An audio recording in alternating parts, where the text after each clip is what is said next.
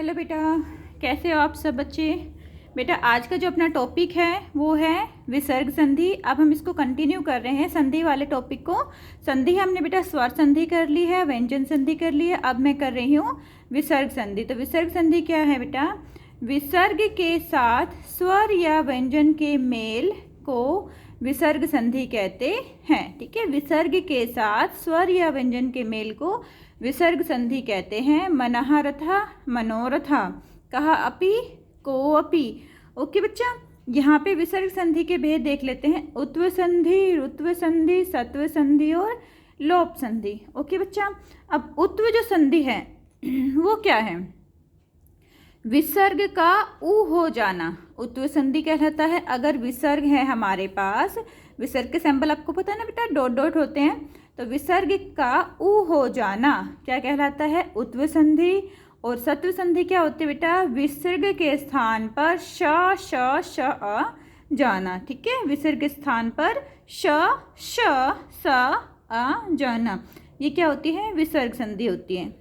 ठीक है, ओके बेटा, अब देखो हम पढ़ते हैं विसर्ग संधि के बारे में। विसर्ग संधि में हम उत्व संधि पढ़ रहे हैं। तो उत्व संधि क्या कहती है? विसर्ग का ऊ होकर ओ हो जाना। उत्व का मतलब क्या आता है? विसर्ग का ऊ हो जाना। ठीक है, अब ऊ से ओ होना, ये इसका नियम है। वैसे तो हम उत्व के हिसाब से विसर्ग का ऊ होना होता है, तो ऊ से ओ होना होता है। तो अब देखो कैसे ऊ से हुआ। जैसे हमारा पहला ही एग्जाम्पल था मनोरथा। ठीक है, मनः रथः, मनोरथा, तो हमारा ओ हो गया था ना बेटा। ये इसमें भी देखो संधि में जो नियम है वो कह रहा है बेटा, यदि विसर्ग से पहले या बाद में, विसर्ग से पहले या बाद में ऋस्वः आ, ठीक है, विसर्ग से पहले या बाद में ऋस्वः आ हो, तो विसर्ग से पहले या बाद में क्या हो?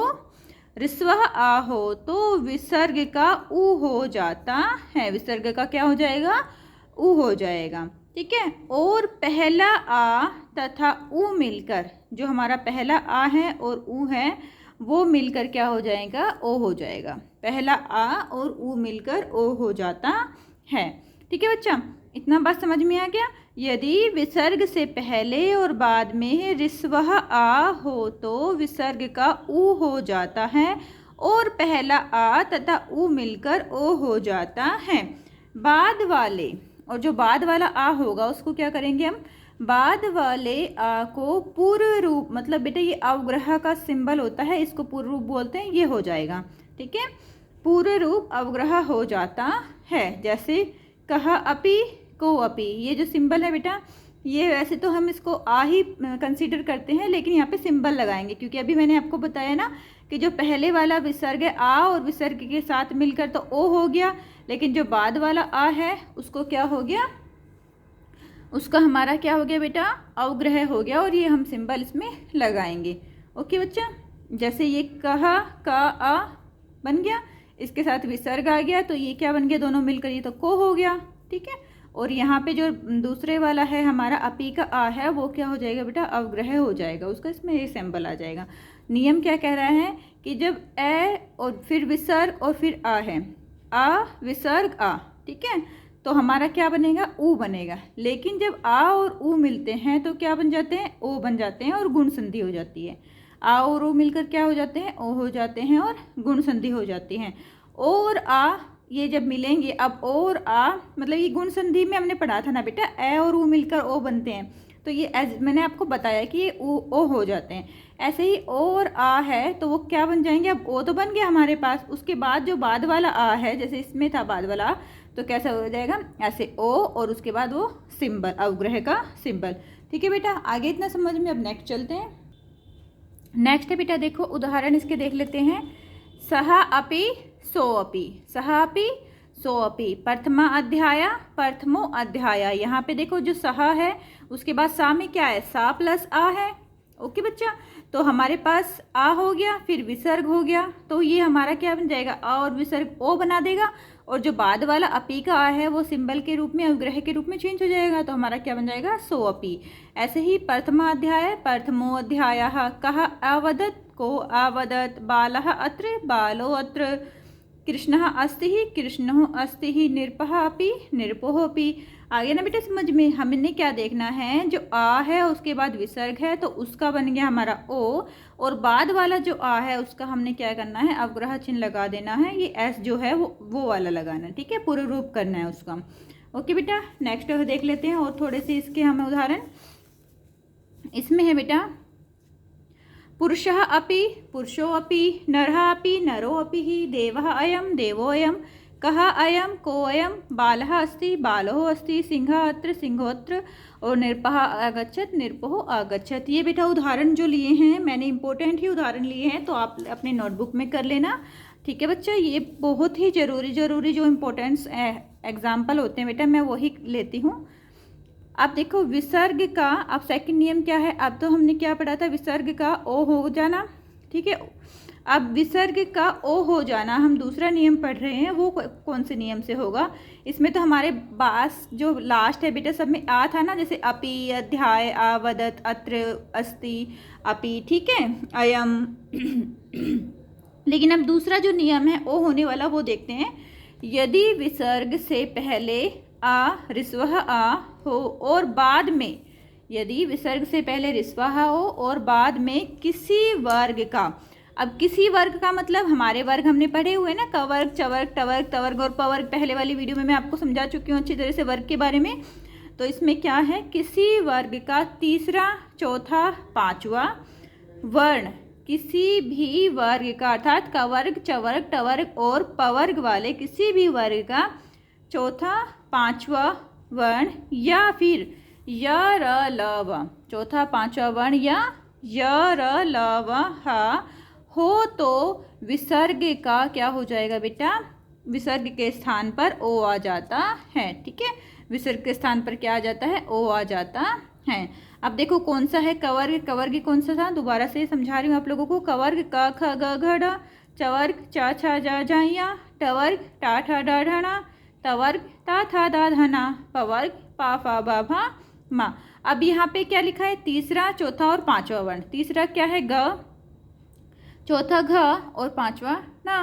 ऐसे ही इसका तीसरा ज, चवर्ग का ज झ इया, टवर्ग का ड ढ ण, तवर्ग का द ध न और पवर्ग का प फ ब मा। ओके बच्चा, ये इतना समझ में आ गया कि हमारे पास अगर विसर्ग के बाद किसी भी वर्ग का तीसरा, चौथा या पांचवा वर्ण हो या फिर यार अलावा हो तो हमारा क्या हो जाएगा, उसके स्थान पर ओ हो जाएगा। जैसे मनः रथा, मनोरथा।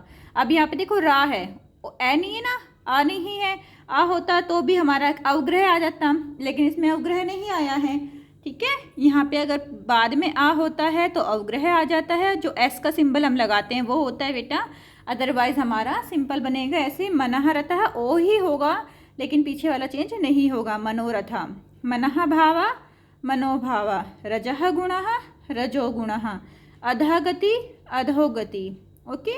तपः वनम, तपोवनम, मनः हरा, मनोहरा। ओके बच्चा, आपने ध्यान दिया ना। अब इसमें या था, यार अलावा में से इसमें भा, भा का मतलब कौन सा वर्ण हो गया, चतुर्थ वर्ण हो गया पवर्ग का। पवर्ग का जो चतुर्थ वर्ण होता है बेटा वो क्या होता है, हमारे पास भा होता है।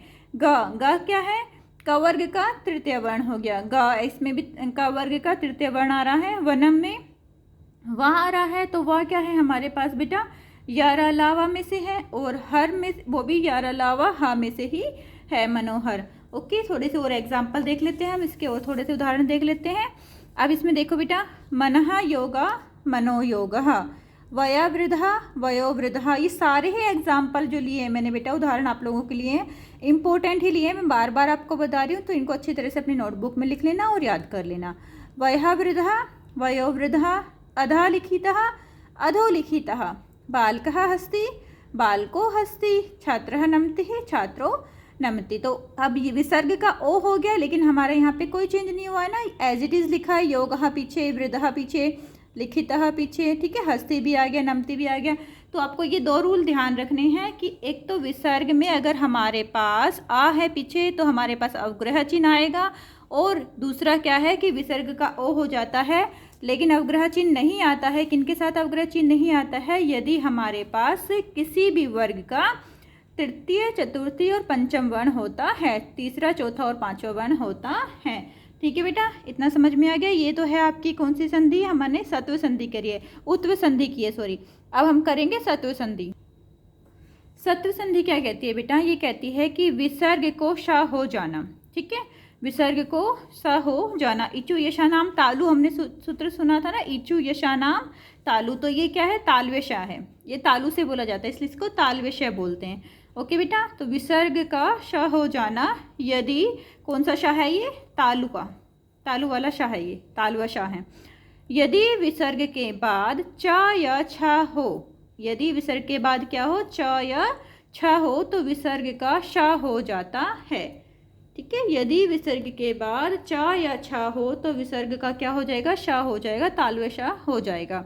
जैसे निश्चिन्तः निश्चिन्तः, निश्चिन्तः निश्चिन्तः, यहाँ पे देखो चा था ना, तो इसका क्या हो गया, श हो गया।